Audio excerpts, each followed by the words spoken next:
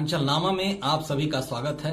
मैं हूं शक्ति प्रकाश श्रीवास्तव। बीजेपी में बाहुबली धनंजय 2 बार विधायक और 1 बार सांसद रह चुके पूर्वांचल के बाहुबली नेता धनंजय सिंह का नाम सियासत में किसी परिचय का मोहताज नहीं है। किसी न किसी वजहों से अक्सर मीडिया की सुर्खियों में रहने वाले धनंजय इन दिनों सियासी गलियारों में चर्चा के केंद्र बिंदु बने हुए हैं। चर्चा इस बार इस बात की है कि जल्द ही धनंजय भारतीय जनता पार्टी का दामन थाप सकते हैं।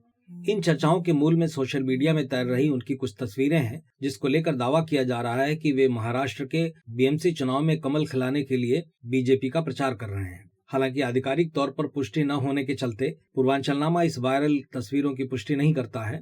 ठाकुर सोनू सिंह के हैंडल से सोशल मीडिया प्लेटफॉर्म पर शेयर की गई इन तस्वीरों के आधार पर यह दावा किया जा रहा है कि पूर्व सांसद धनंजय सिंह ने महाराष्ट्र के बीएमसी चुनाव में बीजेपी को जिताने के लिए पूरी ताकत झोंक रखी है। भले धनंजय बीएमसी चुनाव में बीजेपी का प्रचार कर रहे हों या नहीं, लेकिन उनके मुंबई प्रचार की इन तस्वीरों से उत्तर प्रदेश की सियासत जरूर गर्मा गई है, क्योंकि अभी तक पूर्व सांसद धनंजय सिंह की तरफ से अपने ऑफिशियल सोशल अकाउंट से महाराष्ट्र में जनसंपर्क की कोई तस्वीर शेयर नहीं की गई है। लेकिन कयास लगाया जा रहा है कि हाल के दिनों में जिस तरह से उनकी नजदीकियां बीजेपी नेताओं के साथ बढ़ी हैं, उनकी बीजेपी में कभी भी एंट्री हो सकती है। हालांकि इसमें कोई शक शुबा नहीं है कि हाल के दिनों में पूर्व सांसद धनंजय की बीजेपी नेताओं के साथ भेंट मुलाकातें अधिक हुई हैं। अभी चंद रोज पहले धनंजय न केवल 6 बार के सांसद और अवध क्षेत्र में भाजपाई सियासत के कद्दावर नेता पूर्व सांसद ब्रजभूषण शरण सिंह के राष्ट्रकथा महोत्सव में शिरकत लिए थे, बल्कि वहां नंदिनी नगर में मौजूद रहने के दौरान ब्रजभूषण शरण सिंह के सांसद बेटे कर्णभूषण ने उनका पैर छूकर आशीर्वाद भी लिया था।